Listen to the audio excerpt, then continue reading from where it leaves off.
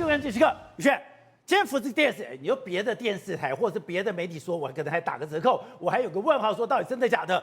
强调这是福斯电视台，这是川普最信任的媒体，跟川普最友好的媒体。他做了一个报道，报道什么？加拿大的总理杜鲁道，他跑到了川普的淮海山庄干嘛？去跟他参加 party， 两个人相谈甚欢。相谈甚欢的状况下面，杜鲁道就跟他讲，你现在讲说你要科加拿大25%的关税，这个会让加拿大的经济陷入困顿。结果，川普没有说跟他这个所谓的客气话，也没有跟他客套，他居然怎么讲？他说你们国家就是你们加拿大要从美国抢1000亿美元，大概3.2兆才能活得下去。那他怎么讲？他说不如让加拿大变成美国的第51州。宝来哥，我跟你讲，现在杜鲁道绝对急得像热锅上篮嘛。为什么？因为他都已经呢低调、非常之资深的、秘密的前往了这个海湖山庄，就是要跟川普会面。为什么要瞧什么事情？瞧川普说我要给你加拿大加征25%的关税。如果说呢你没有办法满足我的需求，所以他说好嘛，那我来满足你的需求嘛。大家看到表面说，不对啊，川普态度也很和缓啊。那加拿大呢，我们讲的感觉都是歌舞升平啊，双边还在现场听音乐啊，然后喝酒还一起合照啊，看起来很欢乐啊。没有，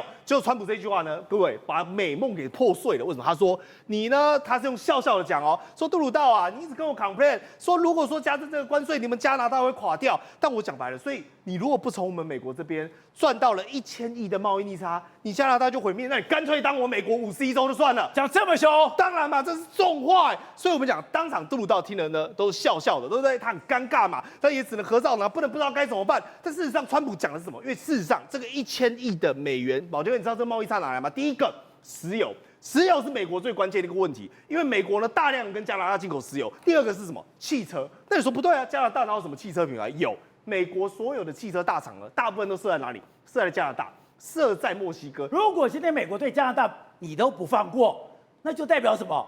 你对谁都不会放过了呀。对，而且我跟你讲哦，加拿大我们讲他有没有把这件事情当认真的？有，因为现场其实包括包括川普最重要的幕僚长，通通其实都在现场，所以代表你以为这是嘻嘻笑笑，没有，这是正式的 meeting 哦，正式的会谈了。再第二件事情，川普在席间，我们刚才 Fox News 他再次强调，加拿大允许大量的毒品跟非法的移民越过边际。各位，前面两个他讲什么？讲芬太尼嘛，后面才是他重中之重，贸易逆差1000亿，你一定要给我解决这个问题。1000亿美金，3.2兆台币。对，他说你们就是吸我们美国的血嘛，那如果你要再继续吸血，你就当我们的51州就好了哦，我就可以让你吸，对不对？当他们说哇，这是歌舞升平嘛，气氛良好，真的是这样没有哦？你看哦，行前杜鲁道呢出发之前，你有没有看到他面色憔悴，整个帅气的脸庞黑眼圈都跑出来了，代表说他压力山大，因为他知道这个问题不解决，加拿大未来经济会崩盘。因为各位你可能不知道，加拿大对全世界基本上他们整个统整起来，它的贸易逆差非常严重。换言之，它只有仰赖美国这个金鸡母输送石油跟汽车，它才有办法盈利嘛。再来，后来会面结束海湖山庄之后，我就跟你看他的脸，他难得出来哦。然后勉强撑出一个微笑，但是你知道吗？他连受访都不受访，他直接跑掉。他以前不是最 nice 的吗？对嘛，他就是 nice 的杜鲁道嘛。他每次看到媒体就会帅嘛，然后展现他的风范，然后接受媒体访问。结果现在也没有，因为理由很简单。我们如果统整这个数字，你一看就懂了。包括墨西哥，包括加拿大，他们呢在所谓的卡车啊、SUV 啊、轿车啊生产的量额，你看哦，加拿大生产占美国多少？7%，而墨西哥更多，墨西哥占16%。所以你以为说，哎呀，川普这个东西只是胡乱开刀，没有，他都精准计算出来。包括你跟我的贸易差额是多少，包括你到底出口我什么产品，其实我都清清楚楚。所以你看，我们讲加拿大这个副总理还在那边讲说，哎呀，鸦片啊、芬太尼啊，我们呢会呼应川普的担忧，才不是，川普才不在乎这件事情。重点就是你如果还要再赚我们美国的钱，你就要付出代价。而且刚才讲到，现在海湖山庄里面的这个画面越来越多了。这个画面出来以后，非常尴尬的是，看到杜鲁道挤在了川普的旁边。你如果看到这张照片，你跟我们跟他讲，这个玄机在哪里？杜鲁道是挤进来的，本来在这一桌里面根本没有杜鲁道的位置，他是硬挤出来，露出笑脸拍这张合照。可是你就算做到这个地步，川普也没有给你任何的好脸色。保良代表就是你有没有仔细注意到这边的位置呢？其实比较空的，所以其实原本呢杜鲁道呢应该是坐在这边，但他理论上讲来者是客嘛，我们如果要拍照呢，应该还会找个地方大家好好站在一起拍嘛，对，他不是哦，因为你起码跟他 say 喊的，你看哦，杜鲁道还卖笑对，等于是说川普说，哎，现在大家来拍照了，那杜鲁道从这个位置上默默的这样跑到川普这边呢，然后硬挤在那个位置。哎，各位，你拍照哪有人这样子拍的？代表他是什么？他是挤进去的嘛，所以他是已经非常的卑微，就是川普的，请你高抬贵手。川普贴了这张照片了以后，他就在上面写说，今天海湖山庄出现了一个有趣的特别贵宾。对嘛？所以你看啊，他用这种形容词，但是请问一下，什么叫做有趣的特别贵宾？代表说我是主人，你是这个客人，你是来有求于我的。因为现场包括什么公共安全部部长勒布朗啊、杜鲁道啊、他的幕僚长啊，甚至我们讲瓦尔斯，其实大家已经是很严肃的在这会谈。但请问一下，有没有一个结果？我跟你讲，川普一定有开相对应的支票嘛？他的意思说，你一定要做到什么样 A、B、C、D， 比如说石油如何，你的汽车如何，你相关的条件如何？那在这个情况之下，那个我们的关税才有得谈嘛。否则我们讲这就如同一把刀，现在这把刀就是架在加拿大脖子上，那另外一把刀架在谁脖子上？墨西哥。对，所以刚才讲到，你现在以前都有什么北美贸易协定？以前北美贸易协定讲你就是一个自由区啊，你就是共同关税啊，你干嘛这么计较嘞？没有，现在我这把刀如果放在加拿大身上，我跟你讲加拿大这样讲，那就等于说我是完真的。那我对墨西哥也一样，那墨西哥现在也吓到了。我们跟你讲，在墨西哥里面有很多，刚刚讲，我为了要逃避这个关税，很多中国的公司跑到这边设厂，很多义乌的公司跑到这个地方来，本来以为说墨西哥就是睁一只眼闭一只眼。现在墨西哥居然动用了它的特警，现在这栋大楼就是整个中国义乌的一个大本营，里面的货全部被搬空了。巴大哥，坦白讲啊，如果连加拿大的杜鲁道都特别跑到美国去呢，我们讲低声下气，墨西哥做这个刚好而已嘛？为什么？当然全部都是跟川普表态嘛，跟他讲说，请高抬贵手，大人，我们自行处分，我们自我了断。他就开始在查，墨西哥政府开始查什么？查这个义乌城，这个义乌城就是大量的那种中国跑到那边设置工厂，然后呢做这种仿冒品，比如说什么迪士尼啊，有一些很有名的 Marvel 啊，他就是去仿冒。结果说他们用这种我们讲了类似特勤部队，你有没有看到全部武装，开始去抄，一个一个抄出来，就把这个中国的货品呢全部都丢出来。我跟你讲，这个在川普表达，我们也是 ABC 吧 ，Anyone but China， 我们绝对不要中国东西，我们绝对反中国。因为现在呢，他们现在遇到一个更大的麻烦。我们刚才宝杰哥是不是跟我们讲说汽车对不对？墨西哥汽车呢出口到美国占16%，但其中有一个很重要的。比亚迪其实也在这里面，而比亚迪现在我跟你讲完蛋了，因为对川普来讲，你不要想跟我洗产地。对，因为他本来很多人都是透过我们讲墨西哥洗一洗之后，那卖到美国去嘛，但是避免这种关税上的障碍。就他说不是哦，比亚迪呢原本2023年才打算在墨西哥盖一个大厂哦，想说我这个算盘敲得精，原本呢还有水电优惠，结果你知道墨西哥呢看到加拿大、看到杜鲁道、看到川普这样讲，吓到什么程度？说 no， 水电关税优惠我们都没有了，不要给你了，而且他现在严重考虑说，我们到底还要不要继续给你设厂？因为如果我给你比亚迪设厂，我赚了你这一笔钱，但最后面刀子落下来，我可能人头落地，这根本就我们讲划不来嘛。所以你想想看哦，在这种情况之下，不只是我们讲墨西哥也怕，现在连谁？连俄罗斯都跟川普拍马屁耶，太夸张了。俄罗斯都对中国出手，对嘛？因为每个人都忙着打中国，跟川普效忠嘛。俄罗斯说什么？他说：“哎，以前有家具。”我跟你讲，他的状况是这样：原本俄罗斯的家具呢，它大部分是来源哪里？都是来自于欧洲。但后来因为大家知道嘛，乌俄战争之后，欧洲不再给他了嘛，所以呢，他现在变成是什么？全部都跟中国买。结果原本呢，他对他多友好，你知道吗？宝杰哥，你猜猜看，他的关税是多少？多少？本来是0%。所以他从中国是完全没有任何关税可以直接卖到俄罗斯哦。结果他后来说一口气说没有，我现在加征呢，给你增加多少？55%，而且不只是这样，我要追溯3年，你过去欠我的呢这个税收，我也是要给你补齐，因为俄罗斯现在缺钱嘛，大家知道打仗打到没钱了嘛，要去给付这些军人嘛。所以你想想看哦，如果你是中国企业，你未来还要不要跟俄罗斯做生意？我还要继续跟你做生意，然后我要补征3年的税款，所以他等于是中国卖家具，对，居然。俄罗斯科55%，对，他等于是一举把所有中国的家具厂商从这边断裂嘛。但我讲家具只是占一小部分，其实现在呈现出来一个大氛围是什么？包括俄罗斯呢也派人去中国商场去查看啊，做笔录。你说这个光头那都是吧，都是俄罗斯的特警，他们现在到了这些所谓的商场里面。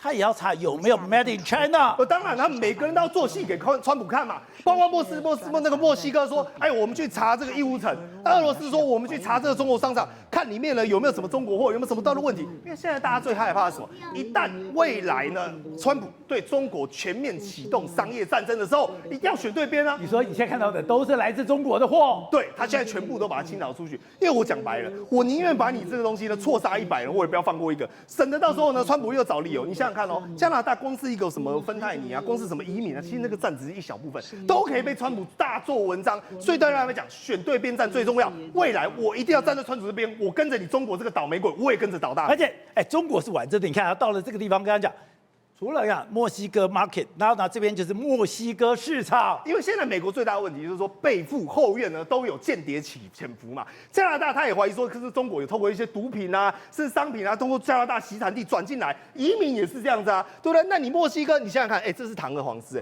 等于就是说我干脆直接跟你讲说，我这边就是中国投资的，我这边就是中国人的城，我就是中国人在这边搞事的嘛。所以你想想看，在这种情况之下，能不挡吗？如果说再不把它拆掉，再不跟中国一刀两断，划清界限，未来我就要跟着一起倒塌。好，对，吴总，过去大家想说，川普这个高官税是玩真的还是假的？你到底要不要这样子普遍的对付大家？可是你今天看到，如果我今天连对加拿大，我对墨西哥，我以前都是北美贸易协定的人，你都可以用这种手段，而且当杜鲁道告诉你说，你这个高抬贵手25%会让我加拿大的经济陷入困境，他直接讲，你变成我的51州吧。这也太狠了吧！我们要讲一下加拿大非常脆弱了，就应该讲加拿大跟墨西哥都非常脆弱。他这次对加拿大下手的目的是什么？是什么？25%。他主要他有一个川普的目标，他要把美国变成世界第一大能源输出国，对不对？对。那他现在第一大能源输出国就是他把页岩油全面要开采。那页岩油的开采，很多的地方拜登禁止这个开采的地方是哪里？你知道吗？联邦土地，他要全部打开，哈哈，大家一起干，知道吗？所以他就松绑，他会变成世界第一大。对，那世界第一大怎么办？他就把现在我买的，通通给你封掉嘛。我不要买了，不买嘛？那不买第一咖最大咖是谁？加拿大。加拿大嘛，加拿大我现在告诉你，在中西部的炼油厂全部是加拿大供应的，占了美国的炼油厂的25个百分点，对1/4的炼油量。的原有的材料，知道原料是来自于加拿大，你看这个量多大？他老大现在就突然间一夜之间就25%，25%之后那就完了，你就很简单，马上这个量就会下降。那么这个当然这里面还有别的问题，因为它的中西部的炼油厂，主要炼油厂在用的是加拿大的原油。对啊，这你也知道，我们都懂嘛。那当你要把这个原油的来源的供应商变更的时候它有很多炼油的这个我们所谓的精炼厂的那个设计技术会要改变，因为里面的含硫量会不一样。当你含硫量不一样，很多的化学含量会不一样，对，所以它变更它的制程，这个要花好几年，不是明天就可以完成的。可是他老大先干的情况之下，他就很简单，就2030年世界第一大。就是他最大的石油出口国，对，所以他现在干这个事情，大家觉得很奇怪，怎么干加拿大25%干什么？我告诉你，就是为了人员，主要就是为了人。好，再来谈墨西哥，墨西哥大家都也看不懂，墨西哥很正常，对不对？对，因为很多人，很多第三国，像中国、美国、日本很多大厂，包括我们台湾的厂，都在墨西哥设厂嘛。他现在很简单，他不给你设厂，要到美国来。你在墨西哥都不行，墨西哥不行。那以前不是有北美贸易协定吗？他没有这东西了。这个话就是墨西哥总统跟加拿大总理都跟他谈，我们有 NAFTA 有北美贸易协定。对，他说任何协定的时间到都可以更改，他不了你，我就感觉信到了。墨西哥更狠，墨西哥更狠在哪里？墨西哥总统吓呆了，吓歪了，什么都好。就他现在讲墨西哥旅游，不是讲说货品他讲毒品、犯罪集团，然后你的这些所谓的非法入境的人口都是你墨西哥干的。对，所以他一下25%下去，25%什么意思？就是我搞你25%，你的经济就挂了。那你的事情，可是你要把我要你做的事情做到，把这些贩毒的这些东西通通给我清干净。我另外认为他还有一个更坏的点子，他一直没有讲出来点子，因为他刚开始大量驱离这些中国人出去的回去中国的时候，我不认为中国会答应就接收。中国不会答应。那怎么办？他怎么来的？墨西哥来的。还你墨西哥？就墨西哥自己给我消化掉。墨西哥你自己给我解决这个问题啊！他恶搞啊！不然他在美国留在那边多麻烦啊！对，他弄到墨西哥去不多简单？反正以邻为壑。反正你这边你来了，我丢给你。但墨西哥不敢函扣啊，不敢还手啊。中国才不会理他的。跟飞机飞回来，我不让你降落，对，那不是我家的，是你家的东西啊，对不对？所以他中国只给你弄10%，10%很那个是精准打击哎，10%它挂钩什么东西？芬太尼，很简单，他也不跟你谈别的，我给你弄10%，对，你把芬太尼给我禁掉，你认为可不可以禁掉？可以啊，保证禁掉。所以他现在干的事情呢，是马上有效果的事情，他立刻有利益的事情。所以他都算过的。我现在算给你听，是他的算盘嘛。我现在算，我一看的是，因为我看了一大堆各国报道，对，那都是他每一个都是斤斤计较实际利益，他没有跟你在做梦，也没有跟你谈原则，什么大道理，没这一套。就是我刚刚算的每一点。对，加拿大石油切掉，那么墨西哥毒品、移民，然后这些乱七八糟的人给我带回去，对不对？他就跟你这样搞啊。中国看起来10%啊，对，高兴死啊。那后面放消息要取消最惠国待遇，取消。我跟你讲，中国的 GDP 啊，马上1年 GDP 降2到3个百分点，有这么严重？哇，完蛋了，要垮100%哎，关税100%下去啊！所以我只要拿到最惠国待遇，爱怎么磕我就怎么磕了，可以到100%以上了。它也本身它也有通膨的问题，对。但是我的意思说，它这招下去的结果呢，会让中国开始有顾忌，所以很多人在吹牛啊，我们中国早就准备好了，没这回事，因为没有人知道川普下一招要干什么，你怎么可能准备？对，大家胡说八道，每一个人每天我看到外国英文媒体每天胡说八道吹牛，大家通通不知道怎么办才是真正的心态。那中国大陆是最恐怖的一个国家。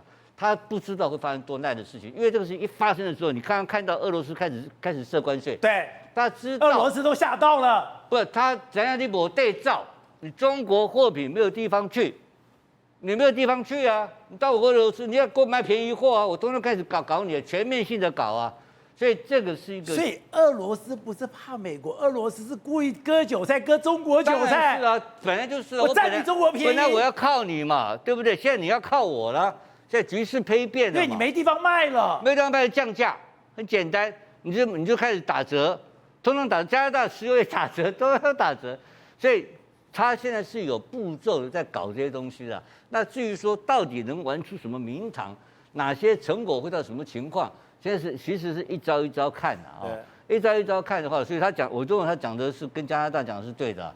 不然你就当我51州嘛？对，不然我为什么给你赚那么多钱？那什么意思？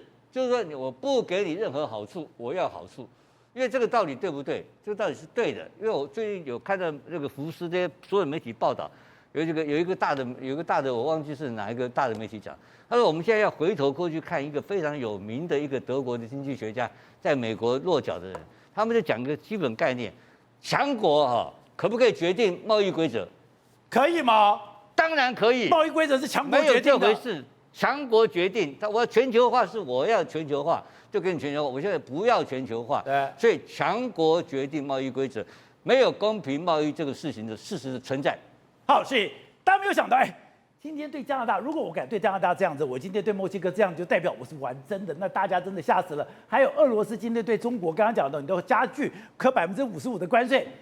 大家现在也都要对付中国了。我先补充一下哈，对加拿大其实是有一个 mega 怎么看，你知道吗？因为其实加拿大跟美国的北方接壤嘛，对不对？所以美国包括很多像底特律在那个密西根，好很多的一些所谓的五大湖区那些工人，好那些白人的工人都失业了啊，失业呢基本上这些人都是川粉，过去曾经支持过民主党，为什么后来16年跟2024年又回来支持川普？主要就是因为很多的工厂，刚刚前面有提到，像汽车工业啊这些零件厂都在加拿大，所以川普其实对于杜鲁道的这个下重手，主要是要替他的这些白人的川粉出一口气啦哈。那第二个呢，一个观察点是什么？过去美国常常在讲非法移民，通常讲的是南方墨西哥往北移动这些有色人种讲西班牙语的，从来没有讲过说北方的这个讲英语的加拿大人其实也蛮富裕的哦。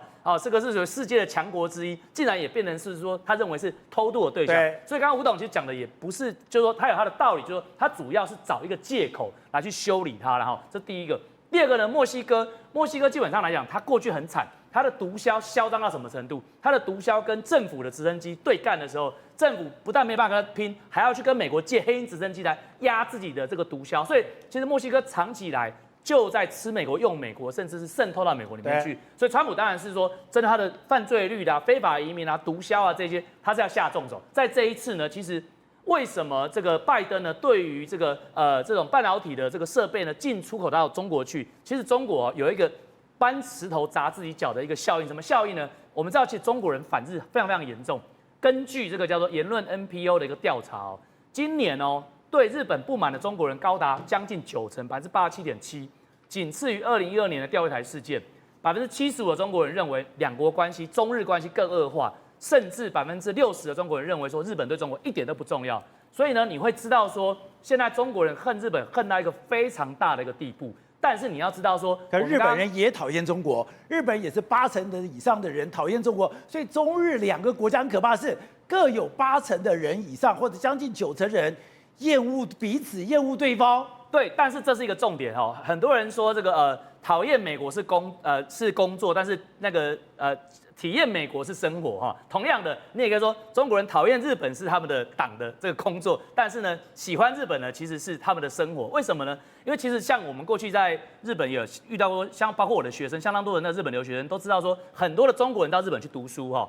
嘴巴上讲日本怎么样不好，但是有居留权的时候要跑第一个。同样的道理，中国的留学生在美国也说美国怎么样不好，但是呢，只要能够留在美国，跑得比飞来更快。所以其实他们在整个这种实际上体验到这种自由世界啦，或资本主义世界，或者说像这种强国西方的这种生活品质，他们不愿意再回到中国去了。他们要不能够不去承认一件事情，就是说这些东西。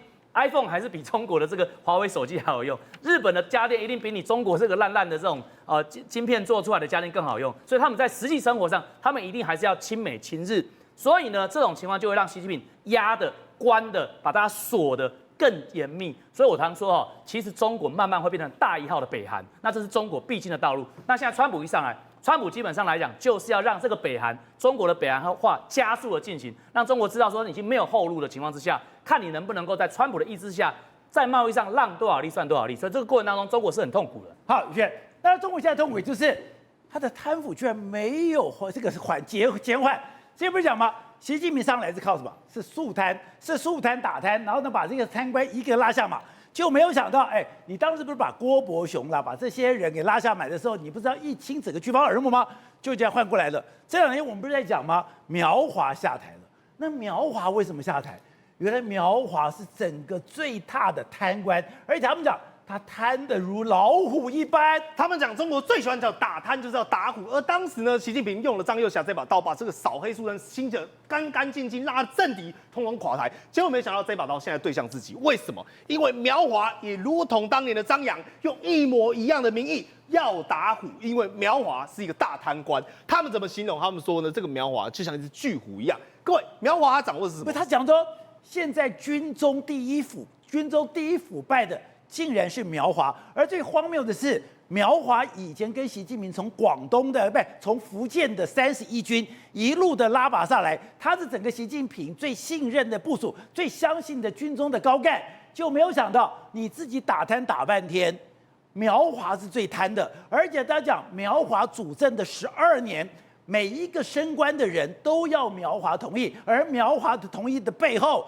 都是钱，因为当时我们讲苗华的背景呢，跟我们讲林向阳一模一样，他们都福建帮的啦，所以等于说习近平亲信中的亲信，所以特别不是拔左，一路呢甚至把他提升之后，甚至有入转台，最后再到了一个这个工作，这个工作是什么？就是政治工作部的主任。但政治工作部主任他有一个很重要的观点，就是说所有的降级，甚至这些升官，你想要往上呈报的，请问一下都要谁点头同意？都要苗华点头同意。所以苗华呢就利用这个升官之后呢，开始这个特权，开始说，比如说，哎呀，你今天想升是不是？你今天想干嘛？是不是通通都要打点过我？经过我这边处理之后呢，我才会让你的升官发财。所以变成是他利用这个所谓的人事任命的机会，开始大量第一个培养我自己的亲信，再第二个大量的收贿。所以别人是底下所有一狗票人，你想想看哦，如果这个苗华一倒，那请问一下会不会彻查到后面连这些所有的行贿的啊、升官的啊，通通人都一并扫除？都会。所以各位这是端粽子而且非常荒谬的跟他讲。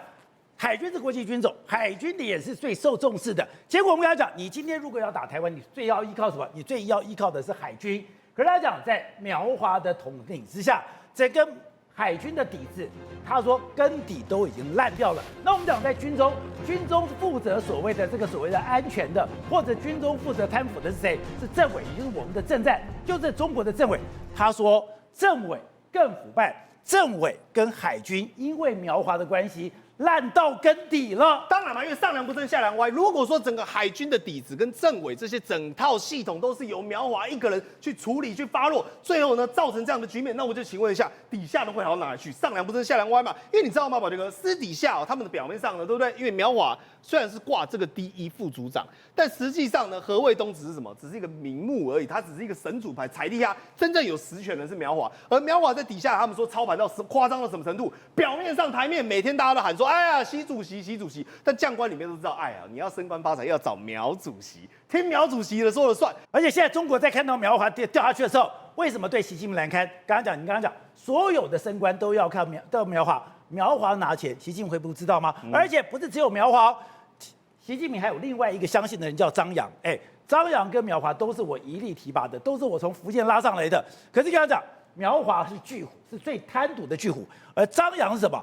张麻袋。为什么要张麻袋？用麻袋装钱。对，所以你想想看，但是时候时间点动了苗华呢，大家不禁就想到，习近平你这已经不是第一次哦，因为当年呢张扬也是一样，同样的工作，政治工作部主任，那时候大家讲张麻袋，为什么呢？因为你想要升官发财，都要带一个拿袋，他喜欢用那种麻袋有现金的那种感觉，你知道吗？给他之后，然后呢你才有办法去处理，所以等于说底下你想想看，你给过一次之后，你也变成我的人啊，我们两个全部都是命运共同体，所以大家不禁想问一个问题嘛，为什么你习近平出来的人，包括我们讲的张扬，甚至我们讲的苗华，总是这种贪官污吏，然后而且你习近平难道在你眼皮底下做这件事情，你完全不知情吗？好，所以吴总刚才讲的，现在有更新的消息是，苗华中介下马是原来在2月国际媒体就已经用巨虎军中的巨虎来暗影射他，影射他现在居然是军中第一摊，军中第一摊讲所有的升官发财都要透过他，如果你这么贪，习近平如何自处？我们要先了解这个解放军啊军委会的那个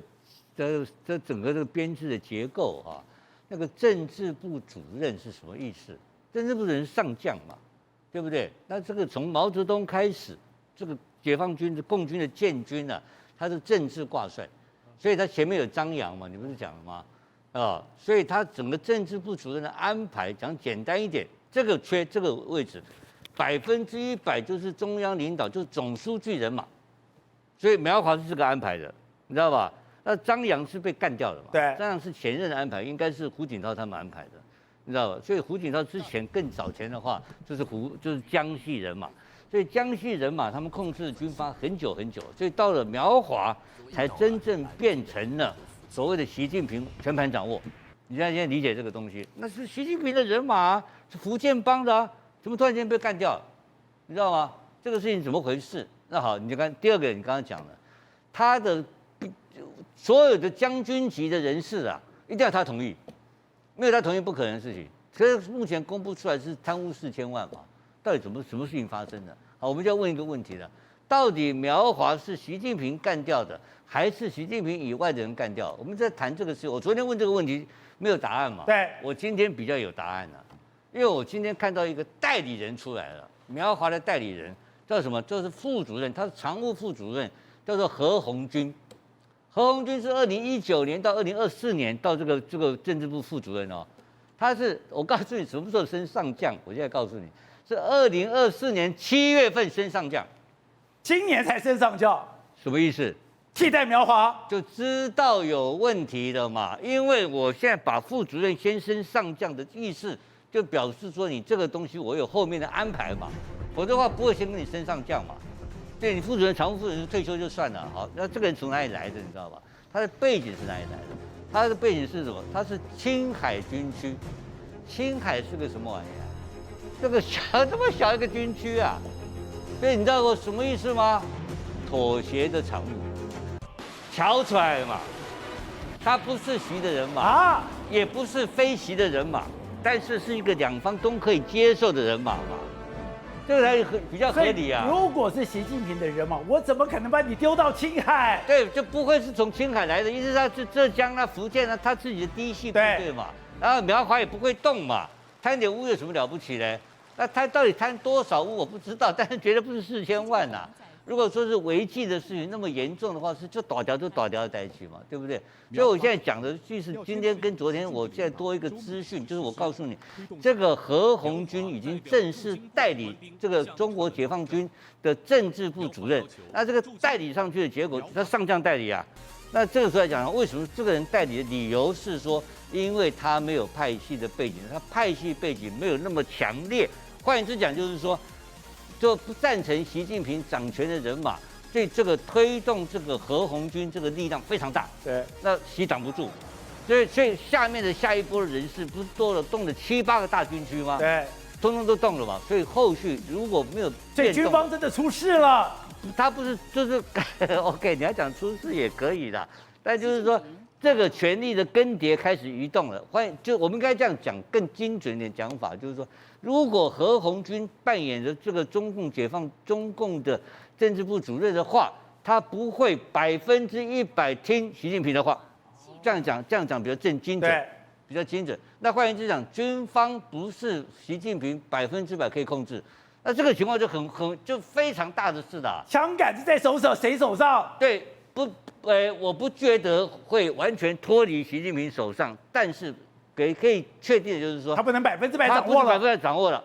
那这个情况，我想应该就没赢了，应该很忙啊，没有时间回来打台湾了，应该这个刷。他跟他讲，你打台湾的东部战区司令，你的海军都烂到根底了。所以现在的中共的军方内部应该有非常多的问题，然后各种派系都蠢蠢欲动。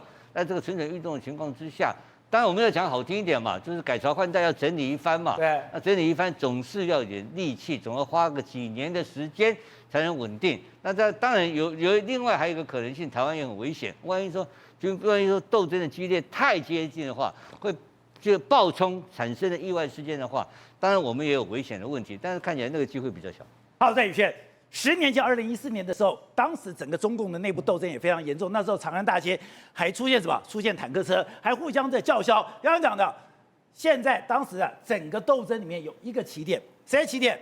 令计划，当时的政府主任说，当时的大办有令计划，令计划里面的令计划的儿子令谷干嘛？在长安大街开着这个跑车出事情了以后，他就命丧当场。结果，令计划的儿子令谷在2014年10年前命丧长安大街，结果现在蔡奇的儿子蔡而金竟然也出状况，在北五环车祸，不是送到医院，是警察直接带走，跟当时的那个令谷一模一样。宝来哥他们是有个逻辑哦，有时候要斗争的时候，你会发现他的家人的亲朋好友都会常常出事情，代表说你连你儿子都罩不住，而接下来就会轮到你。为什么会这样讲呢？因为蔡奇大家都知道呢，他是逢迎拍马屁习近平的第一人选嘛，所以他是我们讲的这种中央办公厅主任嘛。结果没想到他儿子出了一件怪事，你说什么？被车祸？他根本不是出车祸，他呢就是他开车在路上，然后突然就传出一个消息说在北五环发生车祸。那如果发生车祸，正常来讲应该是交警来嘛，交警来的时候现场处理就没事，大不了送医院。不是，他是出完车祸之后。人没有送医院，还在车上，然后莫名其妙警察就来了。警察来了呢，也不是关照他说车祸怎么样，是直接把人带走，就把他儿子直接是这样给抓到去啊。所以他们就要到儿子。目前为止，我们就想，会不会其实开车撞他了，根本就是警察自己的人啊？等于说我撞了你之后假车祸嘛，真拦截嘛，我就把你的人带走嘛。所以他们讲说，到底这个人还在不在也不知道。不是，现在一个说法是，他不是被带走。他根本就被暗杀了，对嘛？就我撞完之后，我毁尸灭迹嘛。我们讲大体也拿走之后，你就不知道到底现场发生什么状况。不是，而且当时他讲的，他这样讲，我要把你斗垮之前，我把你斗瘦。我觉得当时，所以这个事情让大家想到令谷当时什么？开法拉利，我觉得很妙。他说他不是撞车祸当场死亡，他说车子里面有2个半裸的女孩子。那大家讲说你就把他斗瘦嘛，令谷非常堕落嘛，你开个法拉利，而且你喝酒，然后旁边有2个女孩子，不对，这不对。你知道有什么不对吗？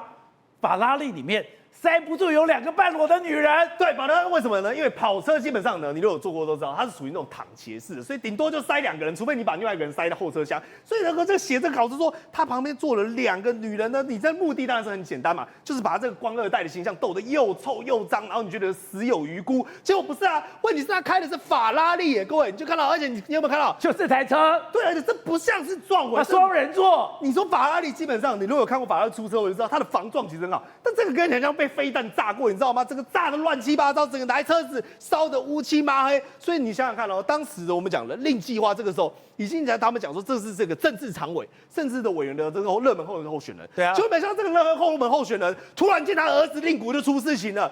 而且出事情就算了，还把他弄得又臭又脏。那我就问一件事情：第一个，他儿子已经没了，没有错，对不对？但如果他的儿子呢有这种又臭又脏，甚至我们讲的名声败坏的问题，他请问一下，这2个位置他还要升吗？根本就不用，就看就一 mas 了嘛。所以你想想看，当时就是用这个方法呢，把这个令计划直接给搞挂。结果现在呢，如法炮制，连蔡奇他的儿子呢有这样原地被带走，那就请问，习近平的大权还稳固吗？